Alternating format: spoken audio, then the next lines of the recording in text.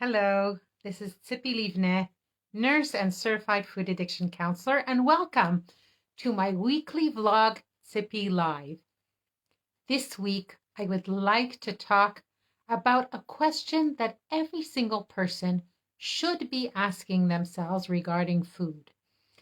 It all started when I just had this feeling like I need to get away and just be quiet and just do some internal um like just be quiet, not just from without, also from within.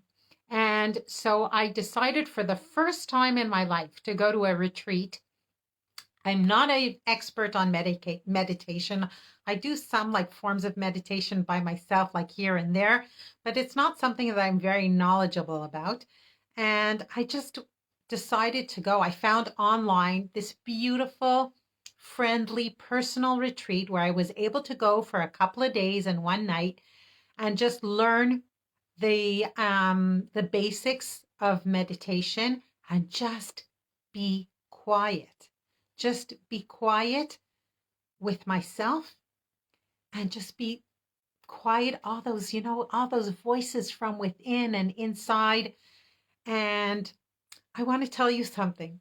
There were no epiphanies that I had regarding food addiction or the therapy that I give and my program for treating food addiction. No white light moments or anything like that. It was just the other way around, right? It was like I really wanted just some real quiet time. And that is exactly what happened.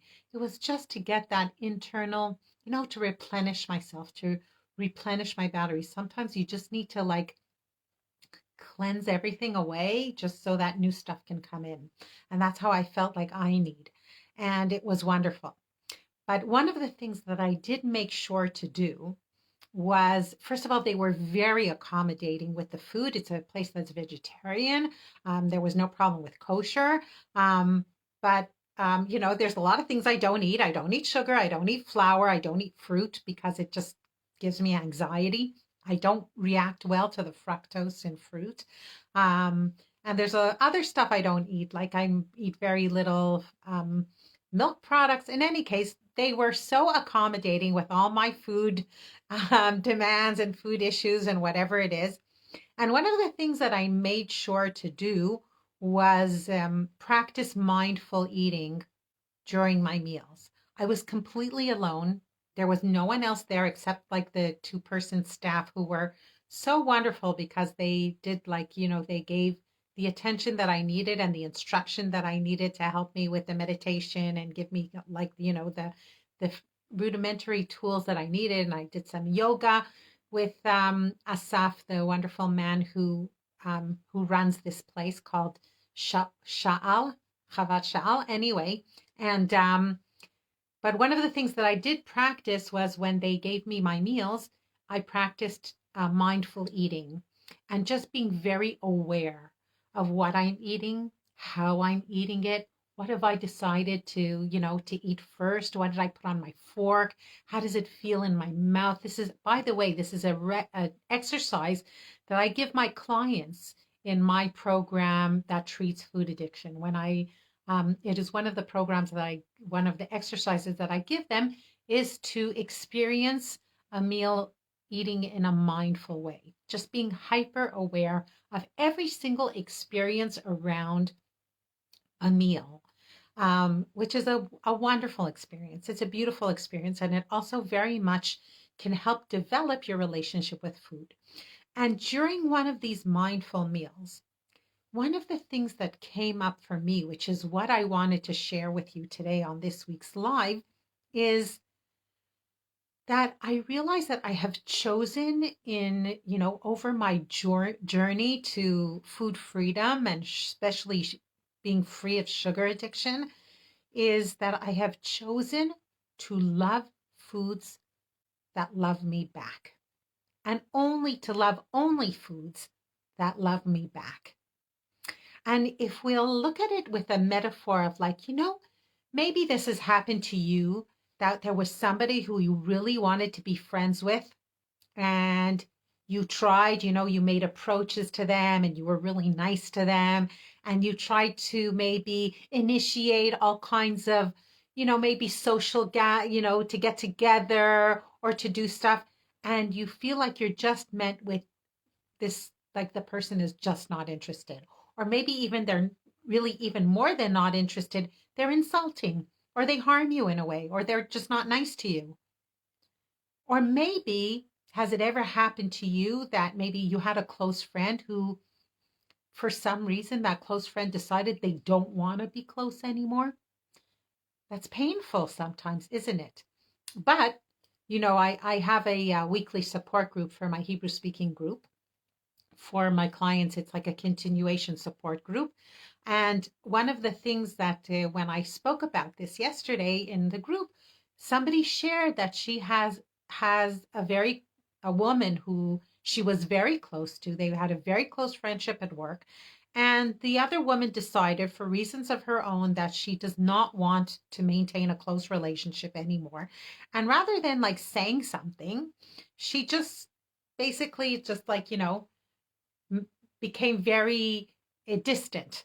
And this woman who was sharing about it said it was a very painful thing. But at some point, she realized that she is only going to maintain a relationship with this woman if it's like 50-50, right? If there is a relationship of give and take, if there is a mutual admiration, attention, love. And if it's not like that, then the relationship is over. That's it, right? I'm not going to keep trying to please and keep running after somebody who doesn't return that appreciation and love and goodwill. And it's the same thing with our food, right? Sometimes, there are some people who can maintain a healthy and good relationship with ice cream and chocolate. They have just a little and then they leave it. It gives them a nice experience and they're done. And it doesn't harm their health and it doesn't do anything problematic with them. And there are some people who keep trying to have this really lovely, warm, fuzzy, close relationship with these foods, like these sugary, starchy, or hyper processed foods. And all these foods are doing is harming them. They're not loving them back. So if your food is making you gain weight, if it's making you obsessed, if it's harming your health, your metabolic health, or giving you gastric problems like GI problems in your gut or in your digestive system, or just making you feel really, really bad, that food is not loving you back. And if you've tried again and again and again to initiate or develop a nice, mutually respectful or loving or positive relationship and it just doesn't happen, you don't get that positivity back, you don't get that love back from the food that you are eating, maybe it's time to end the relationship. Maybe that is a relationship that is harmful to you. And if you're not getting that mutual benefit, you're just, keep trying to get close and you just get screwed. Excuse me. Okay. Like back. Well, then maybe it's time to end the relationship. Same thing like when you have with people who are close, who maybe you wanted to have a close relationship. And you know what? Sometimes it's happened to me that I wanted to be friends with some woman and she was really popular too. Like everybody liked her. And I liked her too. But she didn't want to be friends with me. She didn't like me. People have a right not to like me, right? And at some point, I realized she does not want a relationship with me. Okay, then it's no. And I'm not going to keep trying and trying and trying when I finally got the message that no, she's not interested. And it's the same thing with our food. Develop a close and loving and warm and fuzzy relationship with foods that love you back. And the foods that love us back are the foods that nature intended us to eat, of course. And it's also an individual thing.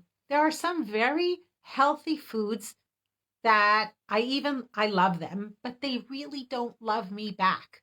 They don't do well. They're either it's because I don't know how to control the amount in them, or they just make me feel bad. They don't make me feel good, right? They do something not good to my body. And sometimes it can be a very individual thing, just like relationships with people. So, my message to you for this week's Sippy Live is think about which foods love you back. Choose to love and develop a healthy and close relationship with the foods that you know are going to love you back. The foods that don't love you back, and especially not only they don't love you, but they keep damaging you, they keep smacking you across the face again and again and again, then maybe it's time to just end that unhealthy relationship with them and take a step back and just disassociate. So that is my message to you. And if you're watching the recording of this on my Facebook page or on my YouTube channel, please like it. Leave a comment below what you think about it. Share it with your friends if you think that it's an important message for them to hear. Subscribe to me on my YouTube channel. And if you want to get Sippy Live every week straight to your inbox, there is a link in the first comment on the Facebook page or in the description of this YouTube video where you can sign up to receive Zippy Live every single week straight to your inbox. So, and what I would like to finish with is that my life's mission is to help people develop a relationship, a healthy relationship with food that loves them back. So if you're having trouble developing that kind of relationship on your own and you'd like some help, please reach out because I'd love to be the one to lead you to that place. I can't tell you, there are no words to describe how wonderful it makes life. Have a wonderful day, and I'll see you next week on Sippy Live.